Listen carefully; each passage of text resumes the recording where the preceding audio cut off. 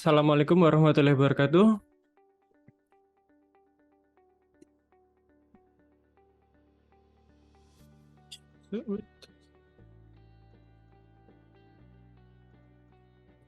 Perkenalkan, nama saya Alvandia. Saya dari tim Enterprise Architecture. Saya dari namanya untuk tim Nakama.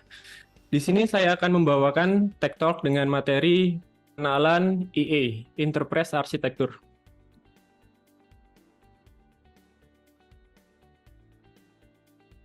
Oke, mungkin untuk sahabat Besi semua, ketika pertama kali mendengar Enterprise Architecture ya, atau IE, itu yang kebayangkan arsitekturnya. Arsitektur tuh kalau bisa kita analogikan, mungkin dia yang kebayang langsung, oh arsitektur bangunan nih, atau arsitektur rumah gitu.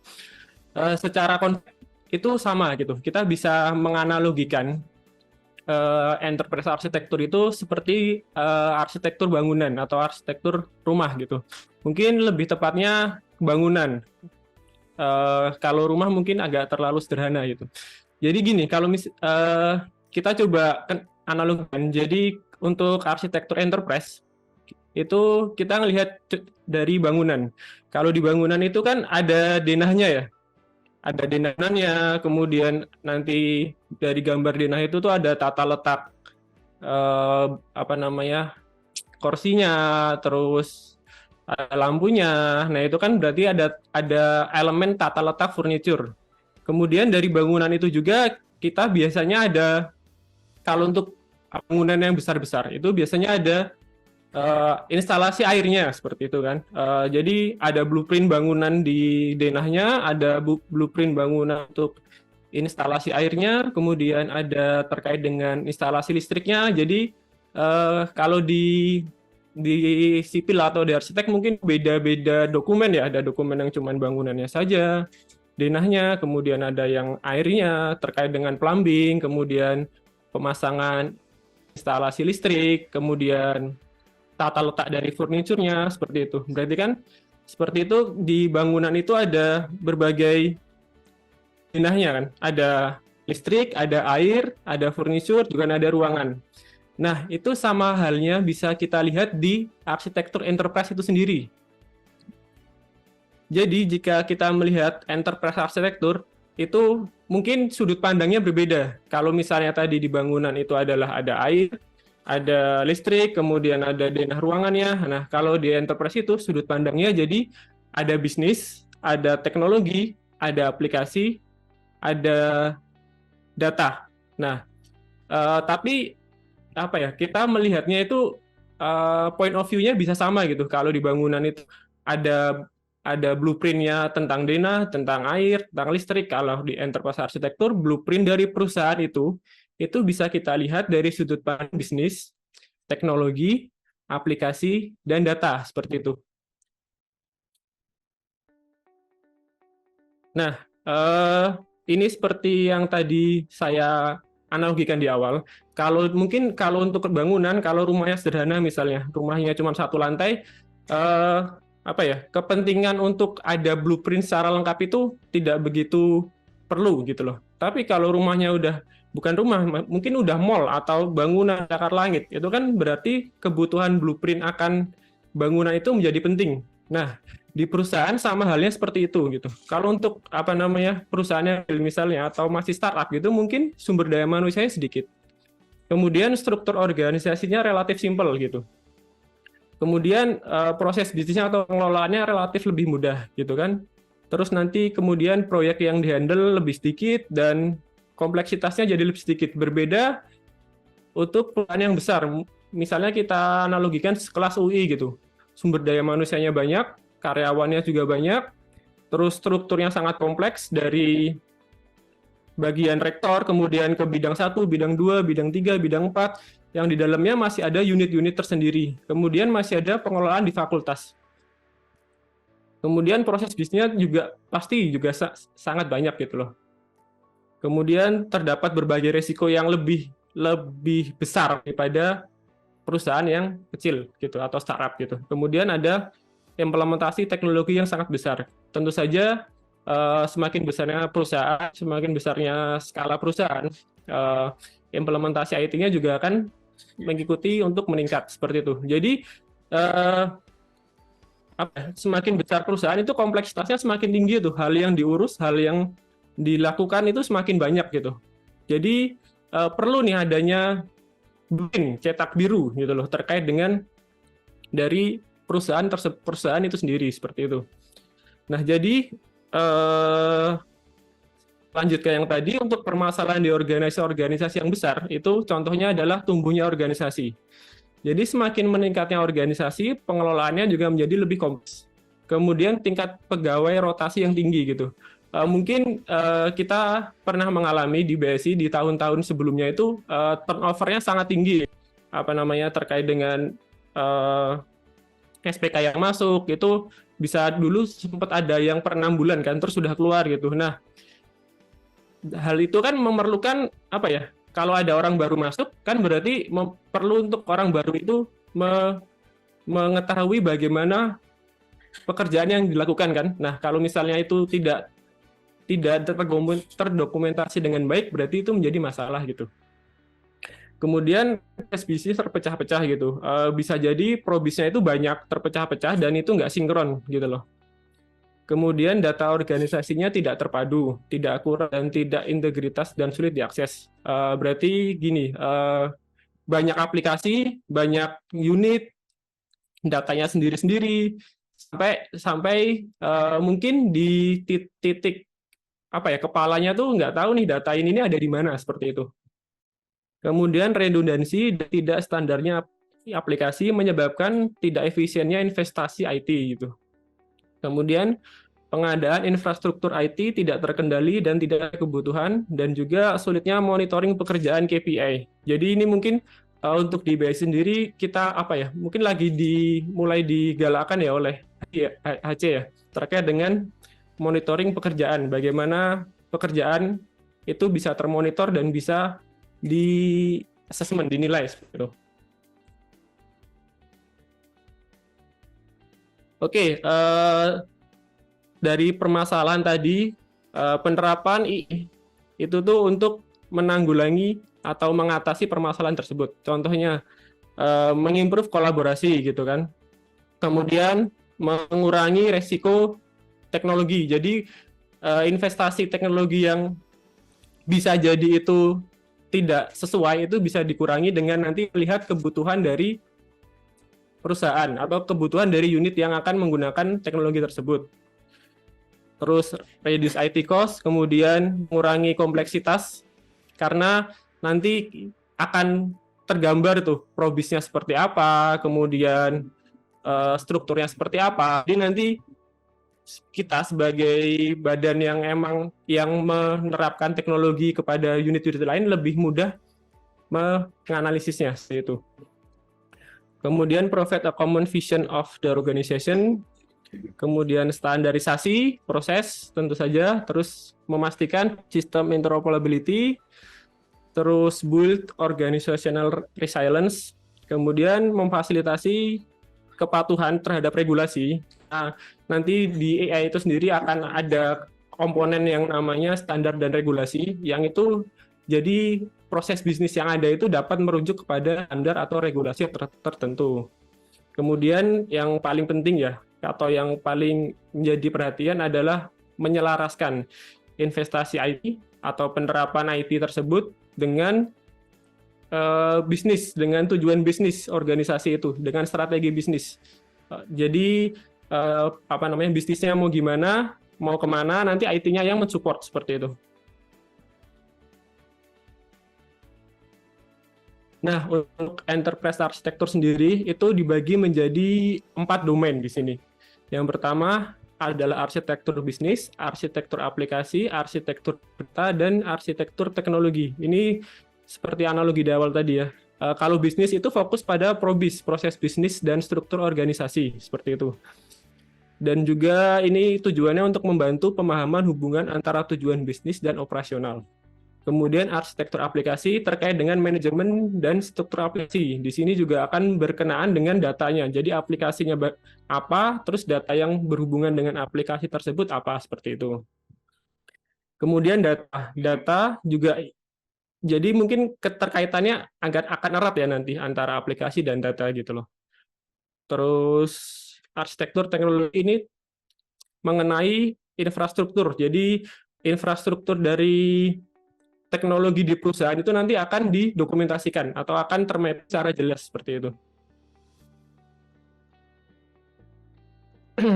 Nah, dari analogi dan pembahasan tadi, jadi dapat kita ambil kesimpulan bahwa enterprise arsitektur itu adalah cetak biru dari organisasi yang menyelaraskan visi misi organisasi dan proses bisnis dengan teknologi informasi dalam perspektif data, kemudian aplikasi, dan juga teknologi infrastrukturnya seperti itu. Jadi untuk alignment. Nah, untuk di enterprise architecture atau IE itu juga terdapat framework gitu kan untuk mempermudah pendokumentasian atau pembuatan IE itu sendiri. Ini beberapa framework yang sebenarnya masih banyak. Ini hanya saya kutip beberapa saja. Jadi ada TOGAF. TOGAF itu The Open Group Architecture Framework gitu. Terus ada Zahman dan ada Gartner seperti itu. Nah, kami sebagai tim IE sendiri menggunakan framework TOGAF sebagai acuan dalam pembuatan IE di BSI gitu.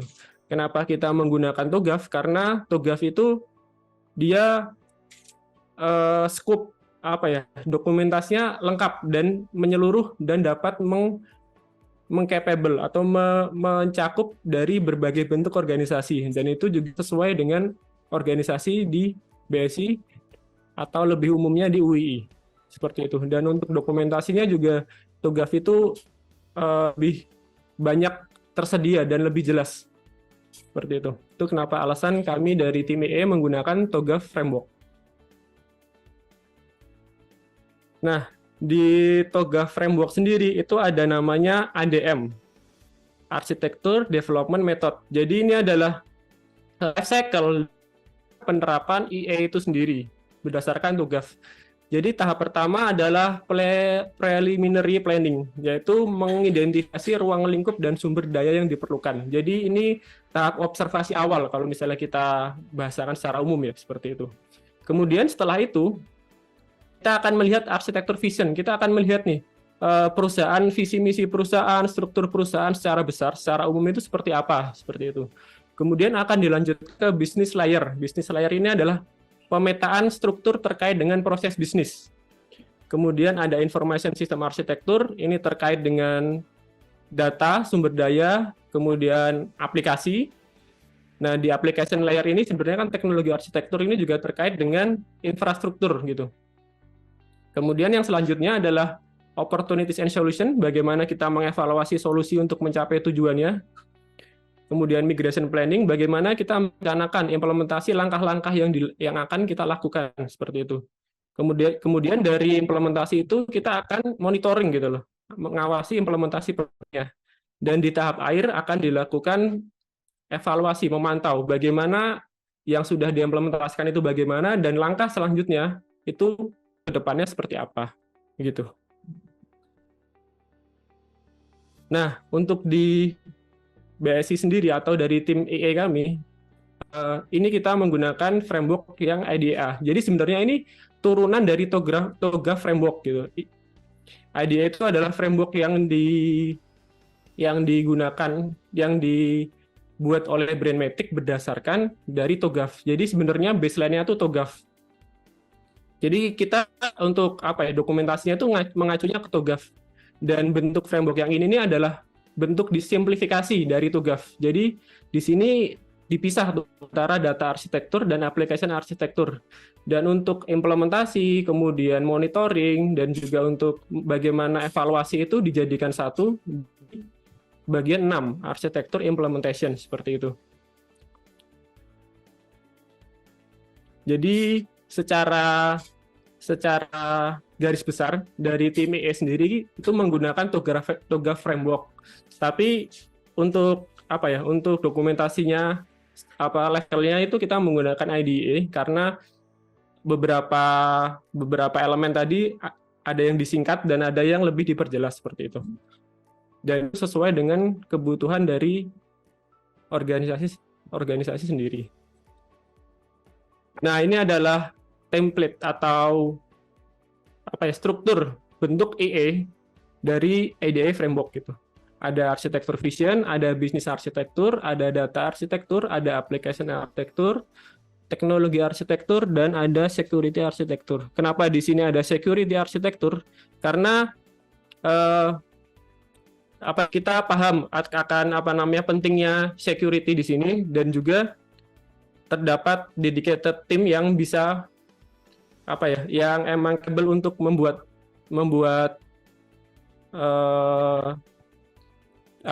baseline terkait dengan arsitektur, sehingga itu kita munculkan sebagai domain tersendiri seperti itu. Nah, untuk toolsnya sendiri, jadi di itu ada banyak tools untuk bisa mendokumentasikan EA itu sendiri. Ada SparkX, ada Abacus, dan ada LearnIX. Untuk di tim EA itu kita menggunakan SparkX karena Spark itu kapabilitas dari kemampuan aplikasi tersebut cukup memenuhi, dan kami bisa mendapatkan license yang untuk education. Jadi kami bisa mencoba terlebih dahulu untuk memaksimalkan kemampuan dari Spark itu. Nanti untuk kedepannya akan kita evaluasi apakah akan kita propose untuk license emang enterprise atau nanti ada solusi lain seperti itu.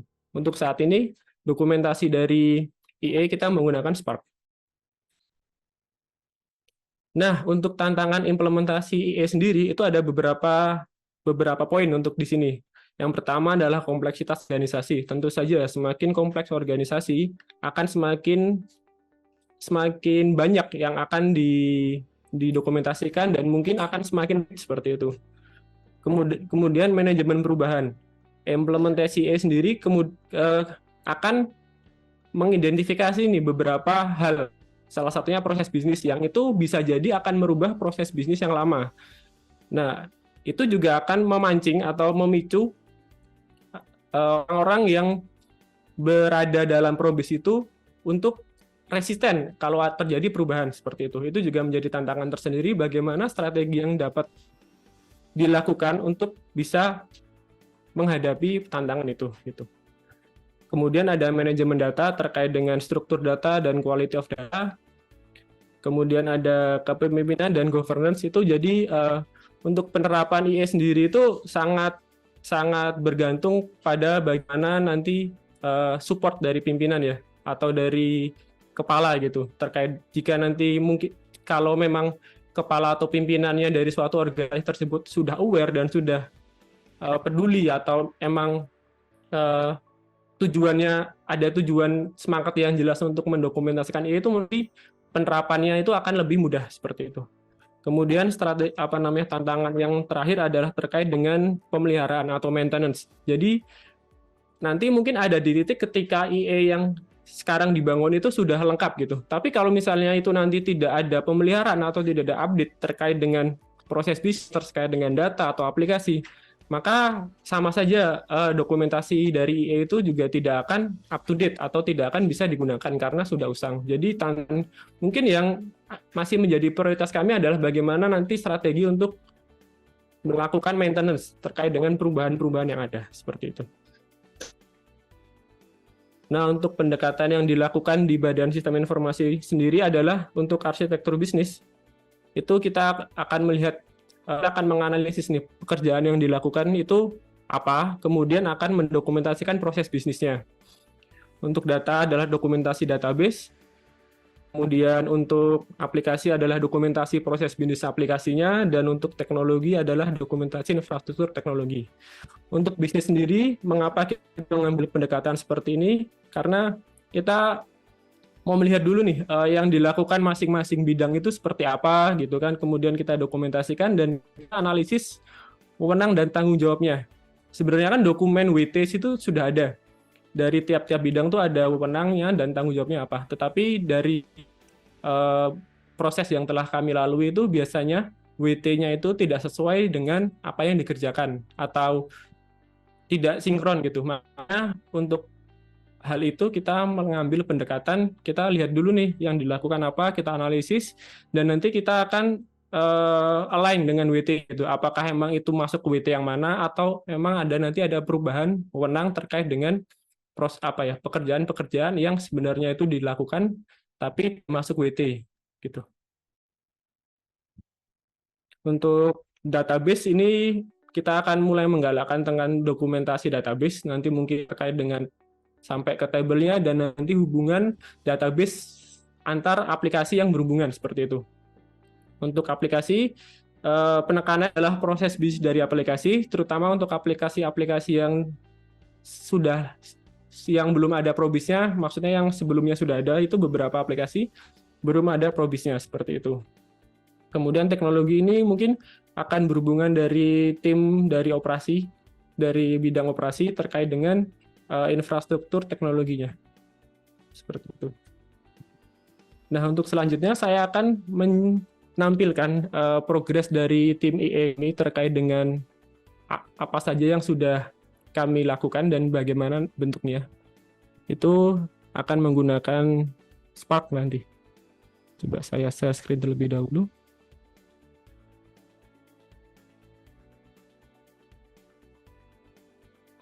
Oke, apakah sudah? Oh ya. Nah, di sini adalah bentuk dari aplikasi Spark itu sendiri. Jadi ini adalah template dari penggunaan enterprise arsitekturnya. Jadi di sini ada arsitektur vision, ada business arsitektur, data arsitektur, application arsitektur, dan juga teknologi arsitektur. Terus juga ada tambahan terkait dengan security arsitektur gitu. Jadi di sini ada bagian-bagian ya. Yang ini nanti ada porsi, ada fungsinya masing-masing gitu. Misalnya kalau untuk arsitektur prinsipal itu terkait dengan prinsip-prinsip, dia kayak prinsip dari IE itu gimana sih gitu kan, flexibility, adaptive, futuristic modern, realistic, standardization. Ini kita mengacu kepada TUGAF nantinya.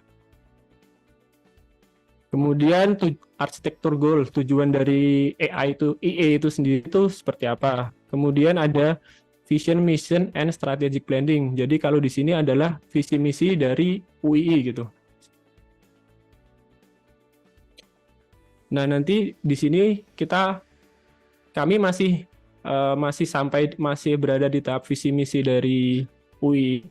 Untuk selanjutnya akan sampai didefinisikan bagaimana turunannya sampai ke unit-unit seperti itu. Untuk saat ini masih sampai di visi misi di UI.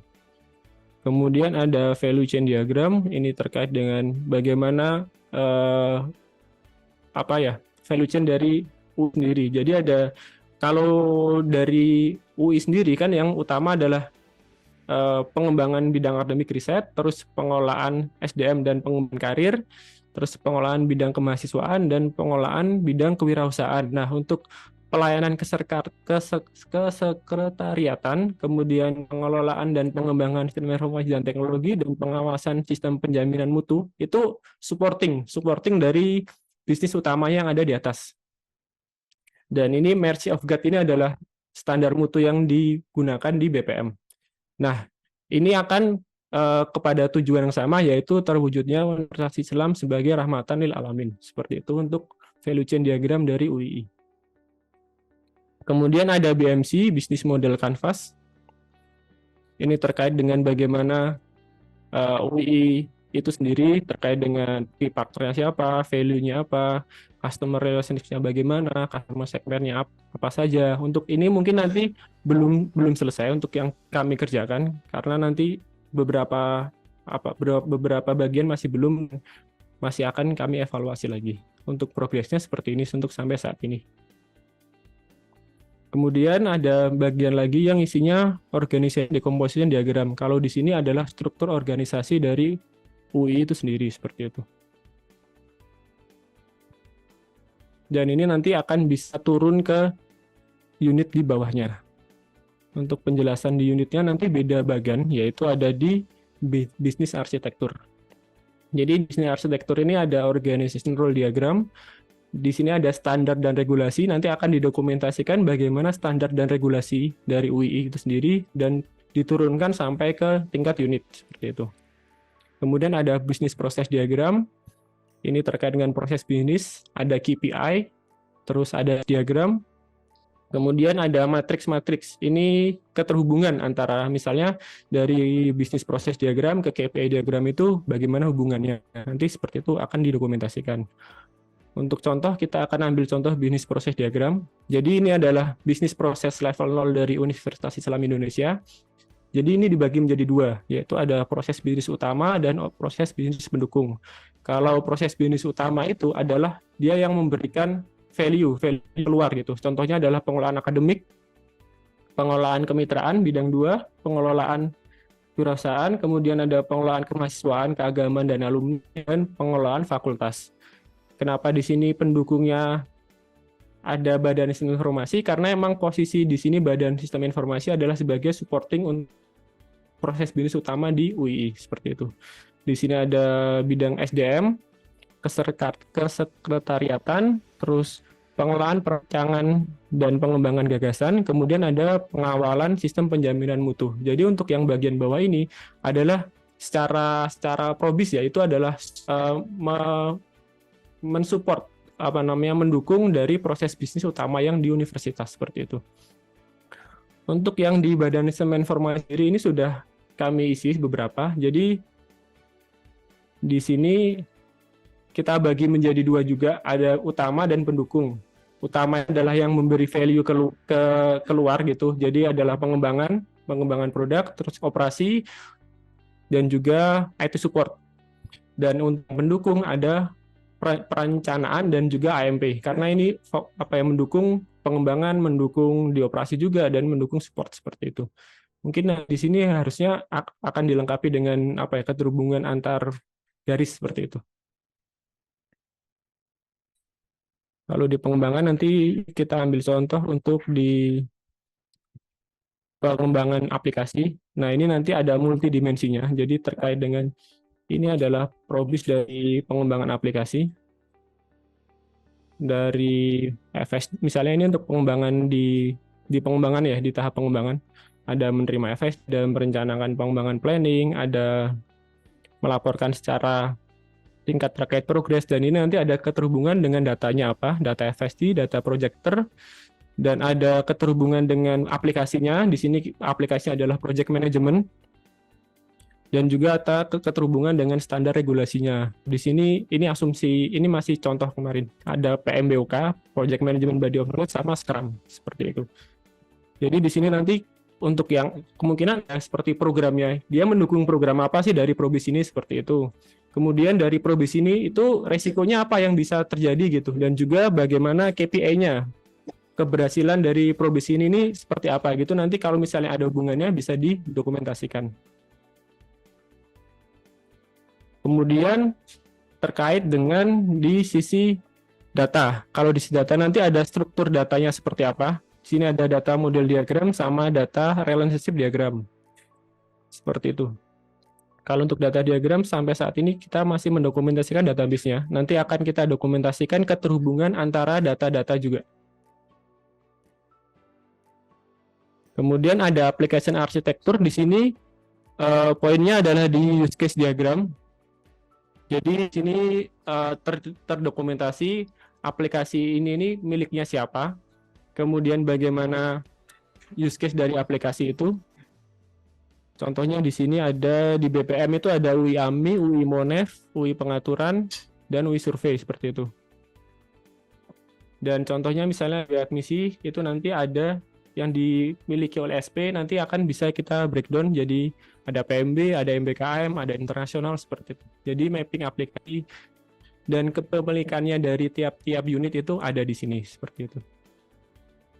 Misalnya belum ini ada dokumentasi use case-nya. Nanti ada di level akhirnya nanti bentuknya dokumentasi use case seperti itu. Ada juga terkait dengan dokumentasi dari proses aplikasinya.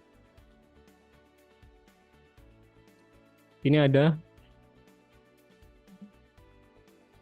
Ini untuk level 0-nya sama kayak yang di bisnis, tapi nanti di dalamnya akan berbeda karena ini adalah probis dari sisi aplikasi. Kemudian di bagian lainnya ada terkait dengan teknologi arsitektur. Teknologi ini terkait dengan infrastruktur. Di sini ada technical reference model diagram. Di sini akan didefinisikan bagaimana software engineering service-nya, data management service-nya, security-nya, operating system service-nya, kemudian network service-nya nanti akan diisi di dalam bagian ini seperti itu. Untuk saat ini kami dari tim IE belum sampai mendokumentasikan bagian ini. Ada servernya, ada storage-nya, kemudian ada network device-nya, seperti itu.